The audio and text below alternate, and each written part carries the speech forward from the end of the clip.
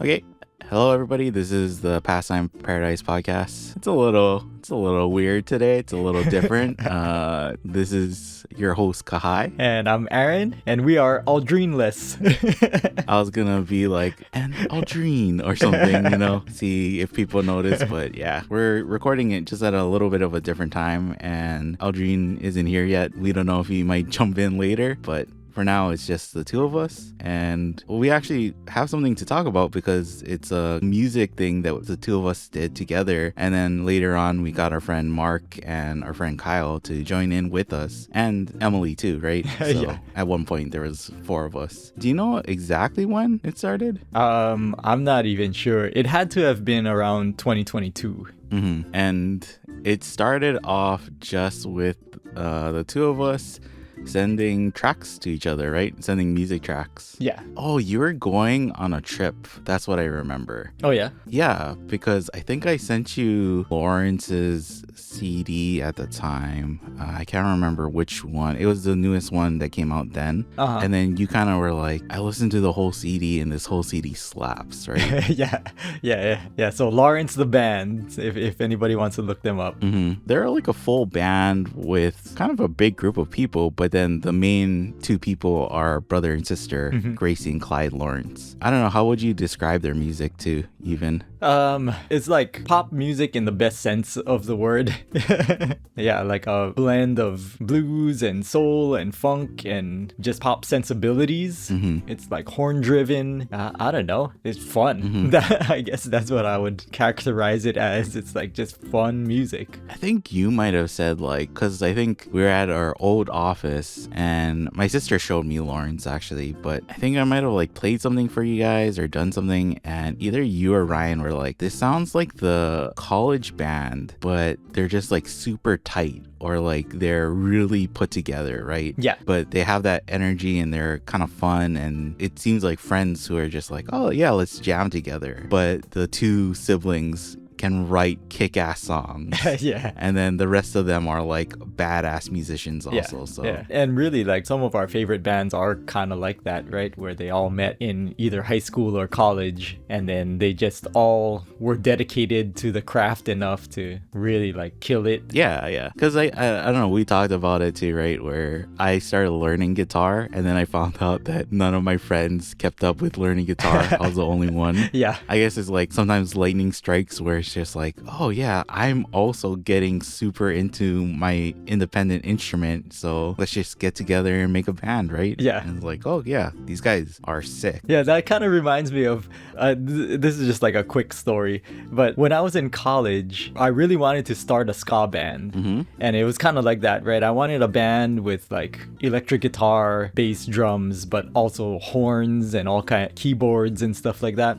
But I went to school for engineering, so I didn't have any friends that played music in college. And so I made pretty much the most badass like ska flyer, like for recruiting band members. It was so good. I did it in Paint Shop Pro. Because I didn't have Photoshop. I was really, really good at Paint Shop Pro. And so I like created this really kick-ass band recruitment flyer with, the little tabs with my phone number on it. And basically it was asking for all the members of the band, like looking for. And then it was like, it had basically every single member of the band, and it was just me. There's nobody else. And so I think I got 1 call. It was like a 11 by 14 flyer that I printed out at Kinko's. I taped it all over campus, and I went to Colorado State University, which is, a state-run college, but it was like a pretty big campus, and I taped it all over campus, and I got 1 call. And it was like a bass player who was like, hey, I basically only called you because I thought the flyer was hilarious. And so we hung out for a little bit, I became friends with him, but we never actually started a band because nobody wanted to play music with us. Yeah. But yeah. Because what year is this, Aaron? This is like 2002, it must have been 2003. So I think ska was Yeah. like dead already. That's So- probably in the upcoming years. Then you start seeing flyers and posters of like the tours or the shows where it's like ska's not dead, you Yeah. know? yeah. Like they're trying to revive it, right? But Uh-huh. it wasn't Yeah. the heyday of like when second wave or third wave ska was going on, right? It was on life support, but it wasn't declared dead yet. Yeah. And so there actually was a like one ska band in all of Colorado that was active. I would go and see their shows, but they were like tiny. Yeah. Like even in high school, my other friend Aaron, he was probably the only other person who was kind of serious about making a band. Even though Yeah. we were in the band program and we knew some musicians, it's like, oh, after school, do you guys want to get together and play music? And they're like, no, not really. It's like we'd rather just play video games. Yeah. And I guess it partially is like a function of the person organizing, because I'm not a very good people organizer. So the only thing that I ever did was put out that flyer. And then years later, after college, I moved back to Oahu and I was part of a band, like a reggae band with my cousin. And the lead singer of that band, he wasn't the greatest singer or musician. Yeah. But he just had something about him that was like magnetic. Yeah. And he was able to just recruit some really badass musicians. So like we had a band that would play every other week. It was super fun, but it was mostly because he was able to connect people. Yeah. You know? So there are some people who are just like that. They're connectors. They know everybody. They can convince people. Like I started playing music with them and I just had my guitar. It was like my acoustic guitar. This reggae band wasn't really a acoustic guitar type of band. Like we had a lead guitar player, and so my acoustic guitar was basically extra. You know, they didn't really need it. And so I turned around and I was like, I'm gonna buy a tenor sax. I don't know how to play it, but I'm just gonna buy one and I'm gonna add that to the band. And he was like, oh yeah, do that. We were practicing and he was like, oh yeah, just add whatever lines. And I didn't even know the notes of the tenor sax, but I learned clarinet in high school. And so the fingering is very similar, but the notes are different, right? So I didn't even know what notes I was playing. I was just like matching Yeah. the key that they were in by ear and figuring out fills. Yeah. Maybe about a month or two later, all of a sudden we had a trumpet player. And it was just because our lead singer, he saw some guy carrying a trumpet case and he was like, hey, do you play trumpet? And he somehow just made friends with the guy and convinced him to be part of our band. And so like for a while we had a badass trumpet player and he was like, oh, it's great because trumpet and tenor sax are in the same key, so I could just tell you the notes. And I was like, no, you can't. It's like, that would be great for somebody who actually knew what the notes were. Yeah, so he was like, oh, okay, just like match my note. And then he There's that meme, I think it's from King of the Hill, where it's like Bobby's holding a sign and the teacher comes out and he's like, if those kids could read, they would be so offended. It's like, yeah, we were kind of talking about it before the podcast about like how a good music director can kind of make or break a group or a music program. So yeah. it's definitely understandable that I think Aaron Montemar, that's the other Aaron I was talking about, he can kind of organize and bring people together. But I was definitely not the person who would be like, okay, everybody, we're going to practice on this day and we're going to do it for this long and make sure to bring music that you like or do any of that. So Yeah. as much as I wanted to be in a band, it's understandable why I was not the one to start a band Yeah. or lead a band. Yeah, it makes sense now. Oh yeah, the lead singer of that reggae band that I was in, his name is Chad Pa. So the Pa family on Yeah. Kauai is pretty famous. And he's from that family, but we were all living on Oahu at the time. So for people who want to look him up, I think he still plays music on Kauai. Yeah, He might have some music out there. we're planning on doing like a unknown Kauai musicians, right? And that was somebody I was like, oh, one of us has to mention Shiloh, right? Yeah. So Yeah. how's he related to Shiloh though? Do you know that? I'm not too sure. I don't think I ever asked him, but I'm pretty sure it is because that family is all yeah. If you have that last name and you live on Kauai, you're probably related to all the others. So Yeah. It's kind of funny because sometimes you assume that, right? It's like, oh, you're related to this person. And then they're like, no, it turns out that's the most well-known last name on Kauai, but my family is totally different and unrelated to them. It just happens we have this last name. But yeah, that'll be cool to talk about that kind of music, Kauai music, right? Yeah. So I guess this podcast episode, we were planning to talk about our two-man group that we had for a little while that expanded a little bit. But yeah, what is the origin story of Beats and Bourbon? Yeah, I think it was just me and you sending tracks to each other, right? Mm-hmm. And I sent you that Lawrence CD, or I said like, oh yeah, this is the CD that I'm listening to. Mm-hmm. It was Hotel TV. I think that was the album. Yeah. And if you listen to that album, for me, that's their best album to have come out yet. Mm-hmm. I sent you that, and you sent me back a band called Ripe. Yeah. And this band Ripe is kind of in a similar vein, right? Where they make kind of poppy songs, but then they have horns, and they almost sound like if...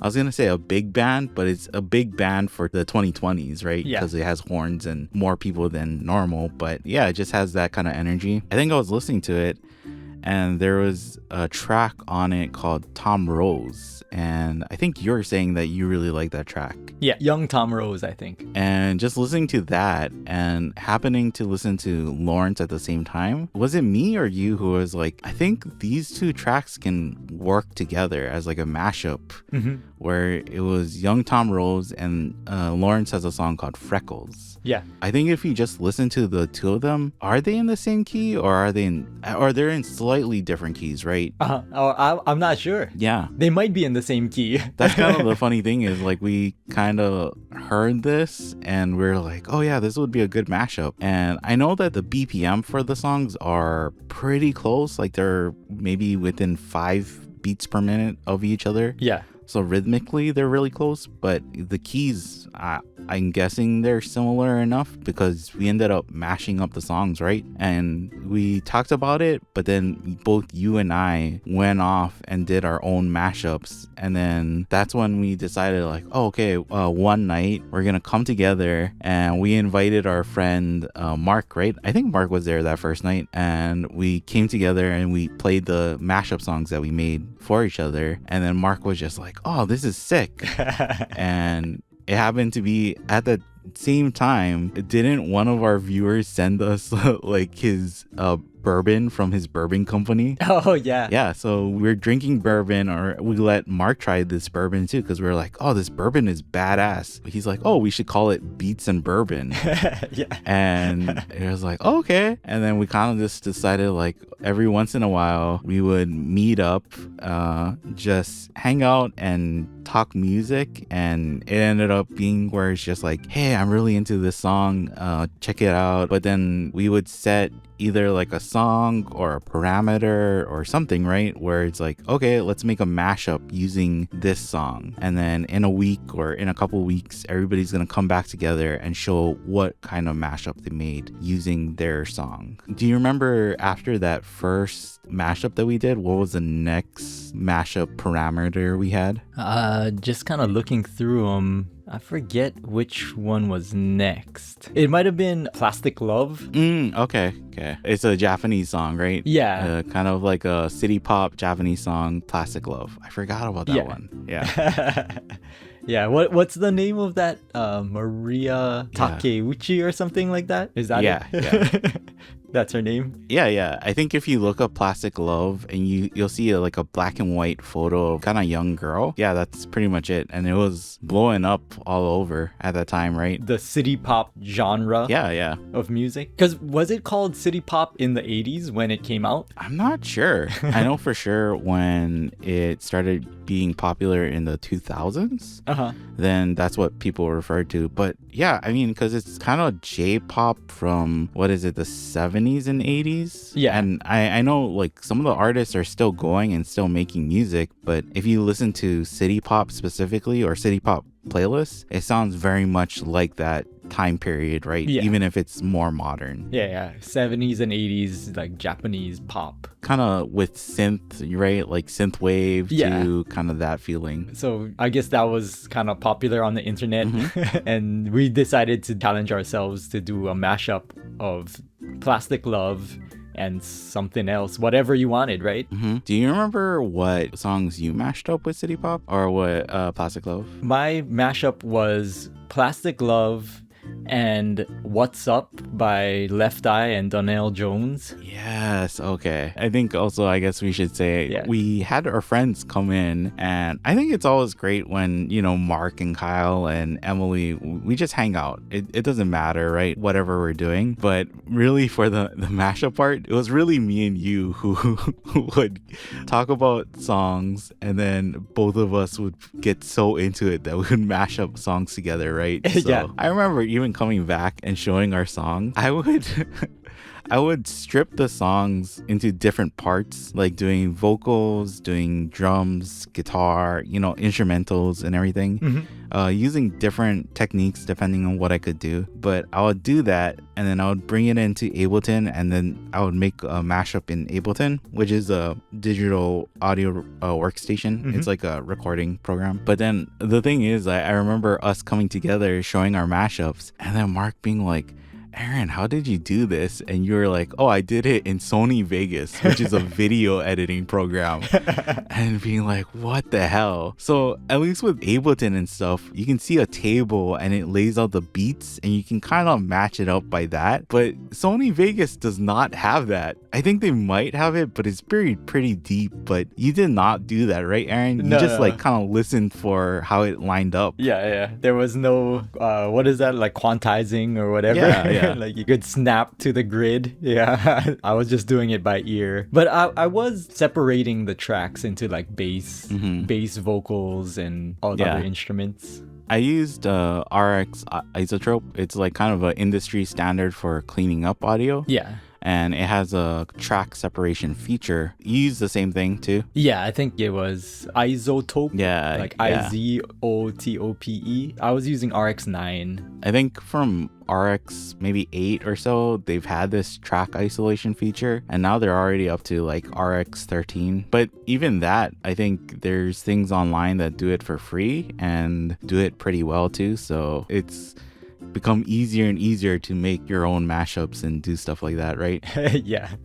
Well, I mean, now there are like AI mashup things where it's like you're not even doing anything. You're just saying like, I like these two songs, mash them up for me. And then the AI just does it for you. Yeah. But part of the whole process is what was fun for us, right? Like trying to figure out how to weave these two different stories and two different song structures together in like a coherent way.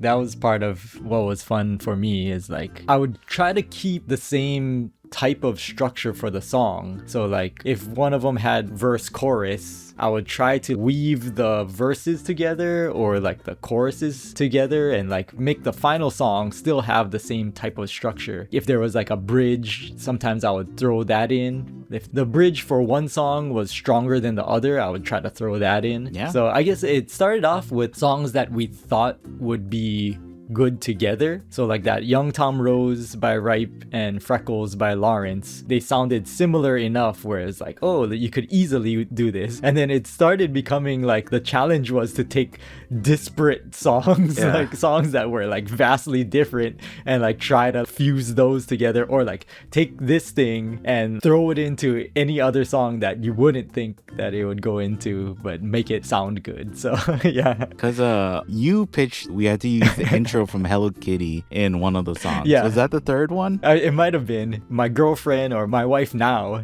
I was telling her about this. Like, me and Kahai are doing this Beats and Bourbon Club. We're just hanging out and like talking about music and then kind of coming up with ideas for our mashups. And so she was like, if you want something kind of weird, there was a Hello Kitty cartoon when she was growing up. She used to always watch that in the mornings or something. So I listened to it, and there is a violin or like a fiddle riff that is like badass. And so we're like, yeah, let's do that. Like a Hello Kitty mashup. Like you can mash it up with anything, but try to at least incorporate that riff, that like a violin fiddle type of it's like a really quick riff that happened. And what did you do? What did you end up mashing that up with? I think both of us, I think at that point it was almost like because the Plastic Love song, you just did the Left Eye song. Yeah. So same thing with me too. I did like More Money, More Problems. I mashed up a Plastic Love with that. Yeah. But then once we did Hello Kitty, I did like 5 or 6 songs combined together. And you also did multiple songs too, right? It wasn't just like we weren't doing 2 anymore. It was like, okay, we're doing a lot. I think even Mark did it really cool where I think he kind of wrote a song or he like did something completely different. But then for both of us, it was almost like, yeah, let's try and push as much songs into this as possible, because I think I had a song by, we mentioned her before, Mori Calliope, like one of her songs was in there. Yeah. And then I think I had September in there too. Yes, I do remember you doing that. So when we would do Beats and Bourbon, we would get the prompt. I would look up the song, look up the BPM, and then just look up songs that were close enough to try and get it in there. Yeah. And once I started finding songs, it's like, even if it's, I'm just gonna do the hits for this song. Another one was, I'm remembering from that Hello Kitty one, was Around the World by Daft Punk. I also had that, I think. You threw that in there. And I'm going through my Beats and Bourbon folder, and it's like, oh my gosh, I don't think I even used all these songs, but I have a ton of songs where they're just stripped down of their, different parts. Oh my gosh, I forgot about this. I made a Excel spreadsheet in Google Docs where it had songs and the BPMs and the keys in it, so I could quickly like reference it. It's like, yeah, this was really fun. And doing all this stuff is like, oh my gosh, crazy. Yeah, eventually we got to do another one. Yeah, so for that Hello Kitty one, I kind of tried to make it a theme. So I did one song by Doja Cat. Yeah. And then I also did another song by Thundercat. Yeah. And so I mashed up the Hello Kitty, that riff, and like a bunch of the singing from the Hello Kitty intro with Doja Cat and Thundercat. So yeah. I think both of us tried to use the violin riff, right? Yeah. Like kind of throughout the song. But that was also the thing too, where it's, when was that cartoon made, that Hello Kitty cartoon? Because it's so old, it's like you can only find VHS kind of copies on YouTube of that intro. And there's like a Japanese version and an English version. And if you watch them, they're in slightly different keys and they're not exactly in one particular key. They're kind of like... It's probably because of the VHS player that is replaying on as like WoW and Flutter or whatever. You had to adjust the azimuth. Yeah. Or you imagine, right? Like when they're even recording, it's like they have a violin player, but they're not like, oh, are you tuned up or whatever? And then they just play the riff. They get like people to sing to it, and it's probably not where it's like, okay, what key is it? They're just like, listen to the song and try and match whatever chords or melody is being played on the violin, right? So I don't know if it was actually in one particular key. Yeah, I forget which one of these it was, because there were multiple Hello Kitty cartoon intros, right? Yeah. I think you sent us the Japanese version. And I used the Japanese version, but then I found the English version, and I know that like for certain parts of my mashup song, the English version was more in key, so I had to use that, and then for other parts it was the Japanese version. So looking back on it, it's like, this is so much work. And just to show each other, but I don't know, I feel like that's what made it fun, right? It's like where we did all this, but kind of at the end of the day we knew that it's like, at least I'm gonna get the guys to laugh at this, laugh at how absurd this is. Yeah, I don't know, that you want to just run through some of the other ones that we did. Yeah, we did kind of a lot. Like, is there a way where we can just put these on a playlist so that people can listen to our mashups? I think maybe we would have to put it up on YouTube. We definitely couldn't put it up on like streaming and stuff, but yeah, just so that it covers the copyrights. We'll see. I've tried to put up our short videos, and then sometimes we get copyright claims and it just doesn't let us post it at all. But maybe we can try try at least putting up a couple of our mashups on the channel, right? Just so people can hear what they were. But like, I don't even remember some of these that we did. But then was it the next one or the one even before Hello Kitty? We did Titipo. Yeah, mine was kind of offensive. Yeah, and I think I did mine while on a trip to see my sister. But did the reason we do the Titipo, was that because that was when you came back from? Is that a Korean show or what? No, I think, wasn't it? Your sister said that like her son was watching Titipo. Yeah. Which is a Korean cartoon, but they have English versions of it. What is it? It's like a train, right? Yeah, it's kind of like Thomas, right? Yeah. Where it's like a train with a face that can talk and stuff. Yeah, but it's completely animated. It's not like live or Thomas was like they were using train sets, yeah, for some of that. For the old Thomas show, right? Yeah. It was like actual model trains. Yeah, but Titipo is like a Korean version, fully animated, like 3D animated.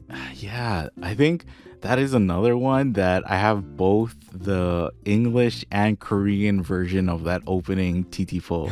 It's like I have a lot of cartoon openings in multiple languages because of Beats and Bourbon. Yeah. So I think it was that because we did the Hello Kitty one, we also did Titipo. What did you mash up yours with? I made it kind of almost like you're browsing through radio stations and you happen to come across multiple songs with the bass track as like one I know was like Dancing Queen. So it's like you hear the intro is to Dancing Queen, but then when the lyrics are supposed to come in, all it is Titipo, Titipo. Yeah. Because that was the whole intro song, right? Yeah. And then I thought it was hilarious, but then it ended up being a little bit sacrilegious. It was Will You Be There by Michael Jackson, which is from the Free Willy soundtrack. Yeah. And so it was almost like, oh, too soon. You know, like Michael Jackson is turning in his grave because I mashed up Titipo with Will You Be There. Yeah. Because I remember playing it for Mark and Mark kind of being like, for both of our songs, like, no, guys, you can't do this. You can't. Yeah. Yeah, but that was the fun, right? Like, I think I told you, it's like, I really don't care what kind of reaction I get out of you guys. Just the fact that I know I will get some kind of reaction. Yeah.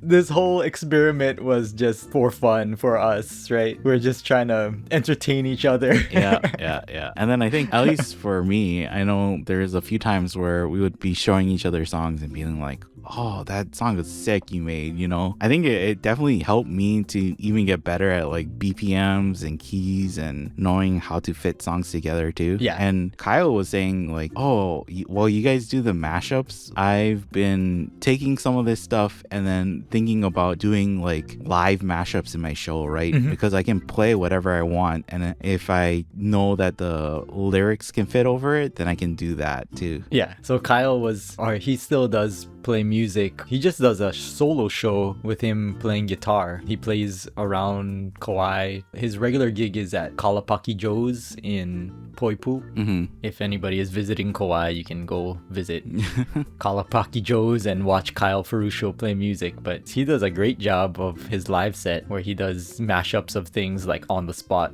you know? Yeah. If you go too, you know, at least go, woo, Kyle, and it'll be fun. We had a lot of fun doing that. Yeah. Some other ones that we did, because we would show our mashups to each other, but then the rest of the time that we were hanging out, we were just talking about music. Like, hey, have you heard of these guys, or like this band or this artist? So some of the other ones that came up, like bands that we were introduced to, one of them was HYBS.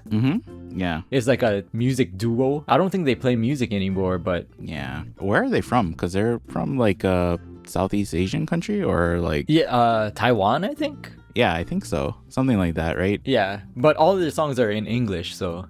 I don't know who posted it, but it was just kind of like one of those things where just happened to come across of it. And so whenever we would find stuff like that, even if we wouldn't make a mashup, we ended up starting kind of like our own chat and just posting music that we liked to it. So either give each other ideas of songs that we could use for the mashup, or it's just like, hey, this is a really cool song that I've been into lately? So yeah, I think for HYBS, they have a song called Dancing with My Phone. I did a mashup with that, and it was Lady Gaga's Telephone and a couple other phone songs, I think, That was that I good. used. Yeah. Yeah, Call Me Maybe was in there. Yeah.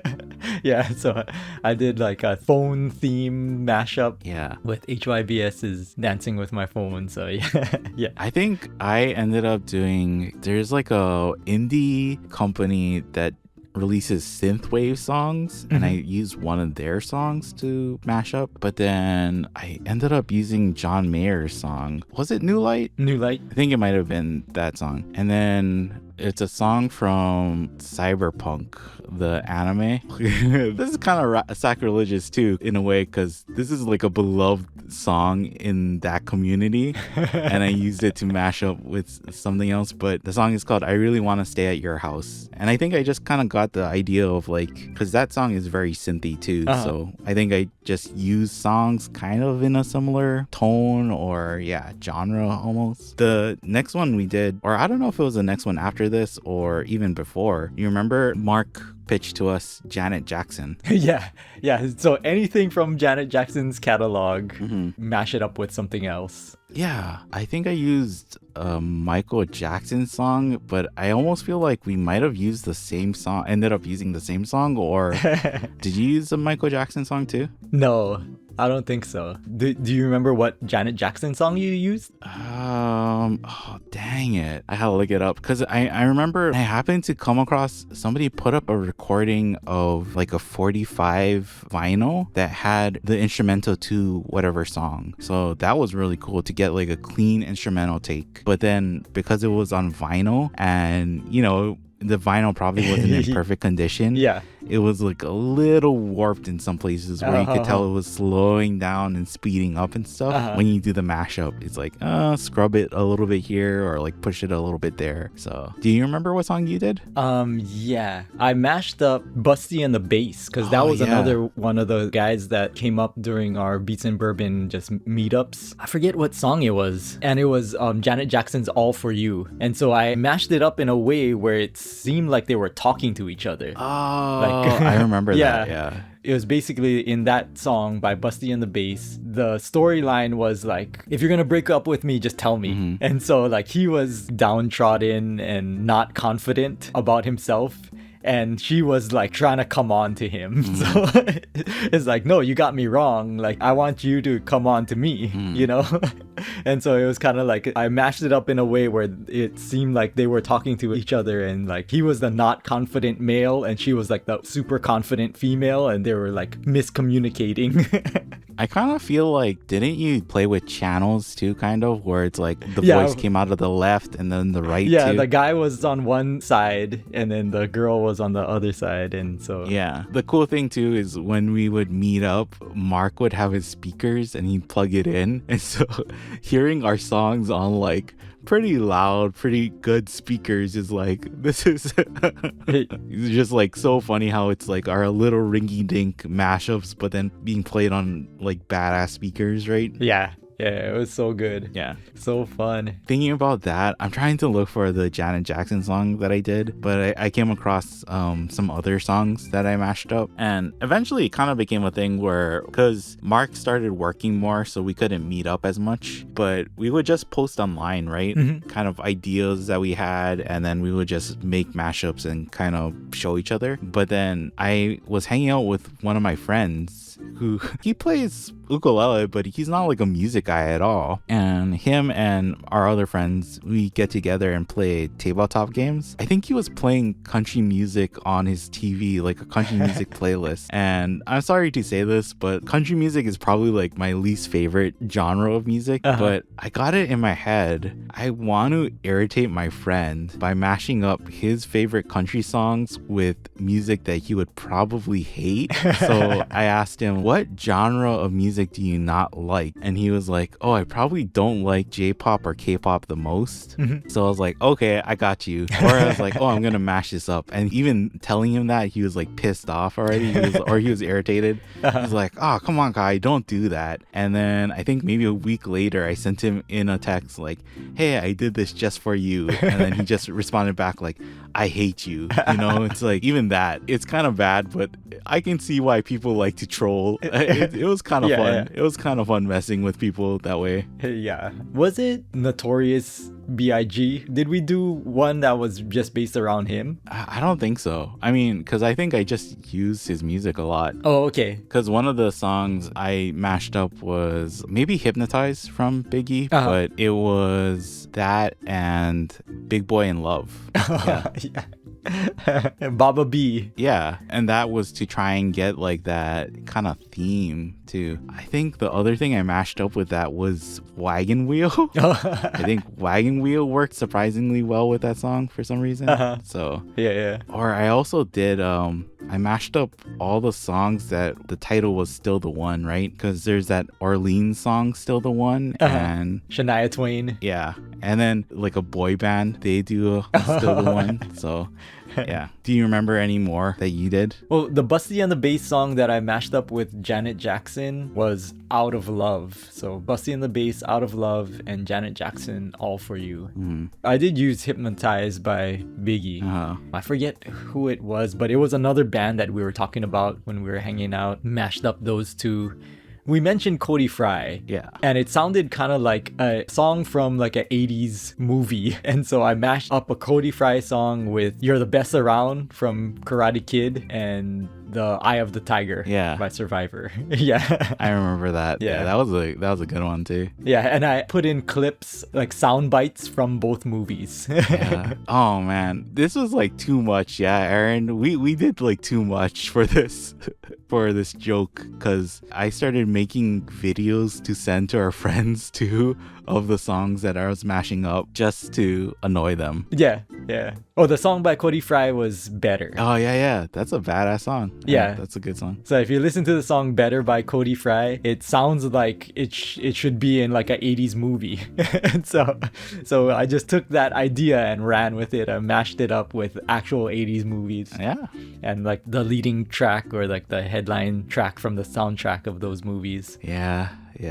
This was really fun doing all of these things. We talked about while we're doing this, sometimes we would talk and get an idea, and then the next day is like, man, I stayed up all night making that remix just because I couldn't get it out of my head, right? Yeah. It's basically that, right? Like the initial like impetus for this whole thing was, I think it was you said that those two first songs, the one from Lawrence and the one from Ripe, they sound like they could be played together. I think you said like, oh, I'm probably gonna do a mashup, and then after that I was like, I couldn't get that idea out of my head, and so I wanted to do my own mashup just to find out if what you do and what I do is basically the exact same thing. Yeah. I wanted to see how close it was gonna be. Yeah, they were kind of close, but they were different. Like you had your own style and I had my own style, so yeah. I don't know if you think this too, but I feel like if we went back to that original idea of mashing up those two songs, I would be way better at mashing it up. Yeah. Like I learned how to do mashups like a ton from making all the different songs. Yeah. And like different techniques and different things. It's like pretty crazy and pretty fun just to figure out all this stuff, right? Yeah. Over that time period, it was maybe about a year that we were doing mashups pretty regularly, like every month or so. Yeah. We would just like do it and meet up again. Yeah. I think Kyle and Mark and Emily too, they were always like psyched, you know, to hang out and to listen to the mashups. But even that, I think me and you were the ones who came back, and at first it was like, okay, everybody, we're gonna do a theme for this one mashup. And then it started being like, I did a couple different mashups during the week and I just want to show it to you guys, right? Yeah. It's like, yeah, I couldn't stop thinking about this. So that's why I made this mashup. It's not a full thing or it's not a ton of songs, but I just wanted to hear what this would sound like together. Yeah, I actually like looking at what I have about 10 or 11 mashups that I did. Mm-hmm. So some of them weren't even like challenges that we set for ourselves. Some of them were just, I just wanted to do them.